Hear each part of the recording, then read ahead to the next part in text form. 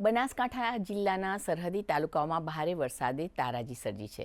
પવન સાથે વરસેલા ભારે વરસાદ બાદ ચોતરફ પાણી જોવા મળી રહ્યું છે અને ખેતરો જાણે કે બેટમાં ફેરવાયા હોય તેવું લાગી રહ્યું છે। થરાદ, વાવ, સુઈગામ, ભાભર અને દિયોદર તાલુકો ભારે વરસાદથી પ્રભાવિત છે અને વરસાદને કારણે બાજરી, જુવાર, તલ સહિત પપૈયા, દાડમ, મરચા અને આંબાને વ્યાપક નુકસાન થયું છે। અમારી આજુબાજુ સુઈગામ, ભાભર, વાવ વિસ્તારમાં ખૂબ જ વરસાદ વરસ્યો છે અને આ વરસાદથી પશુધનને પણ ખૂબ નુકસાન થયું છે। ઘાસચારાને નુકસાન થયું છે। વાવેતરમાં 3 વખત વાવેલા હતા, અત્યારે એરંડા, દિવેલા આટલા ઊભા હતા, બધા અત્યારે પાણીમાં બોળાઈ ગયા છે અને ખાવા પીવામાં, અનાજમાં, બીજામાં અત્યારે ખૂબ તકલીફ વસ્તીને પડી રહી છે।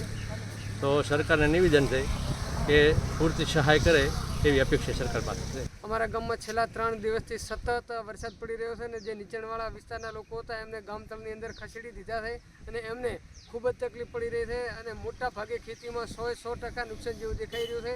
ખેતરોની જે અંદર મોટા ભાગે મગફળી, એરંડાનું જે વાવેતર હતું એ બધું તમામ નાશ પામી ગયું।